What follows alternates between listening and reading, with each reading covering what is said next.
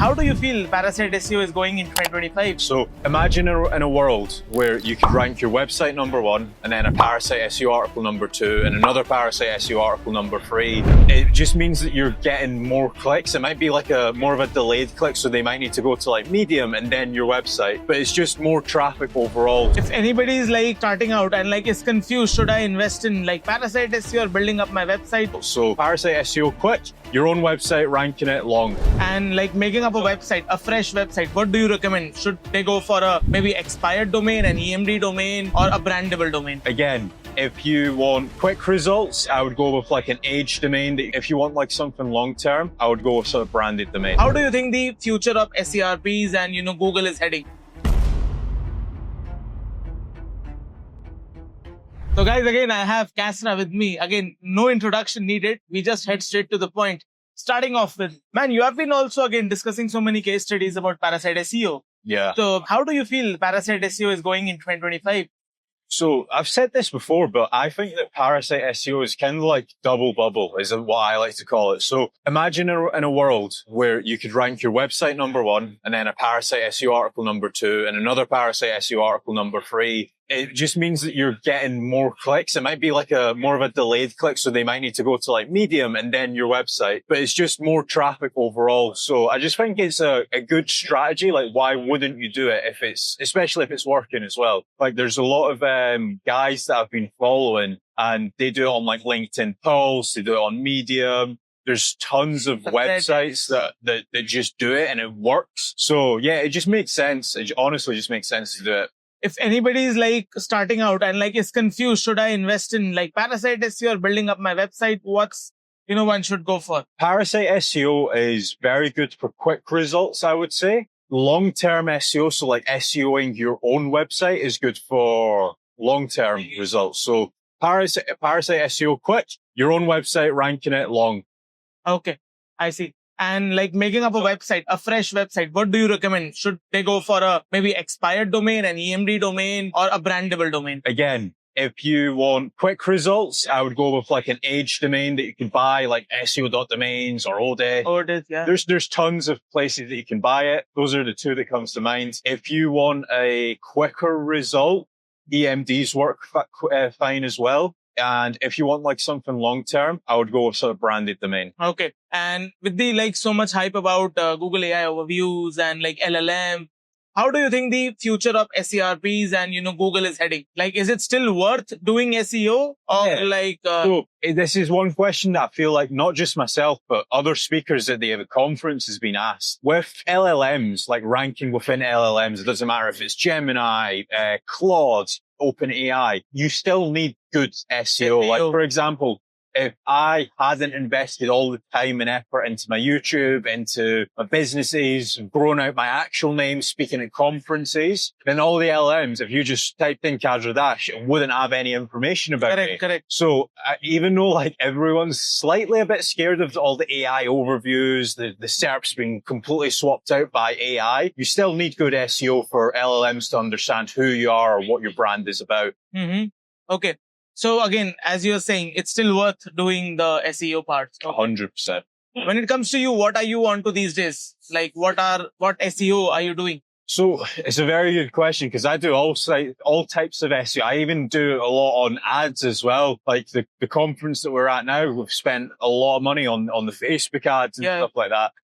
I particularly like personal branding stuff. So stuff that my name is attached to because, for example, you came to this conference because you trust me. You're like, oh, well, if Kasra's running a conference, exactly. Kasra's running a conference, it must be good. Yeah. So if I can attach my name to as much things as I possibly can, it obviously makes sense, then I will do. So that's the type of SEO that I'm doing. It's more personal branding, growing that out and attaching my name to X, Y, and Z. But that's not to say that works for everyone. Like, for example, Paul the plumber might not work for him. Yeah. So for that type of stuff, I would be doing more case studies. Like, for example, oh, look at this beautiful plumber site that I'm this really nice boiler that we've just fitted, or let's say you do kitchen renovations, like look at this nice worktop that we've just installed. So it depends what type of industry that you're in. Type of industry that I'm in, personal brand is a big deal. Okay, and like what's with rank and rent? Are you still into rank and rents? How it's going? Yeah, so the rank and rent side, it is going well. A lot of people have started doing more rank and rents now. So yeah, it's going well. And like, as you know, you mentioned you do a lot of conferences and a lot of people attend these conferences. How do you think it reflects your personal brand, or how does personal brand leverage you make money? So one thing that I would say is as soon as you're on stage, people just trust you that bit more. Because obviously to be a speaker, you need to have something special about you or valuable about you. So like, for example, I remember the reason why I first got on to speaking is because I had a lot of test data. I knew that what works, what actually works and what doesn't work. And there wasn't really people split testing to the levels that I was. So I think if you've got that data behind you, that can definitely work. Like, for example, we had guys like Jason Hennessy on stage, and obviously he's just sold for 50 million. Yeah. So if you've got something interesting about you, if you've got some test data, stuff like that can definitely help. Okay. And like, do you think other than just your products that you build around your personal brand, somebody, like, I was posting so many stories, somebody like literally asked me, do these organizers make money out of these events, or it's just personal brand that they're building? So one thing that I would say is, remember how I said if you're on stage, you just get more trust. As soon as a brand, like a sponsored brand, is alongside the masterminders or it's alongside me, people say, oh, well, Kasra must have vetted these guys, and it is actually true. So from an ROI point of view, all of the sponsors have said, yeah, an amazing event. Like they've already come back saying like, we want to sponsor next year as well. All of them. So there is definitely ROI. There's the conversations that these guys get as well. It just makes sense for them to sponsor. It's also a new audience that a lot of them haven't been in front of as well. So yeah, they're super happy. That's what Alex was also discussing, that, you know, it's not just the business or the ROI we get right away, but it's the recognition that we get off the table or once the conference is over. So here's one, right? So I've done a conference in Dubai about 2 years ago now, and I randomly got a WhatsApp message maybe about a month ago, like 23 months after I'd done the conference, and the guy was like, hey, I heard you speak at Dubai, I need your help. And he's just booked me on for like 5 months worth of consultation for his business. So even as a speaker, sometimes it's not instant gratification. It might be like 6 months time, 12 months time. In my case, 23 months time. Yeah. But that kind of ties into the personal brand. Like you do a conference, you speak there, and then maybe you do some social posts, you do some LinkedIn posts, and then 9 months later, that guy that heard you speak at 3 conferences ago, he'll be like, hey, yeah, I need to speak to you. Okay. Heading to the last question. So much AI overviews and LLMs being like dominating the search. Do you believe that backlinks are still relevant, or do backlinks work?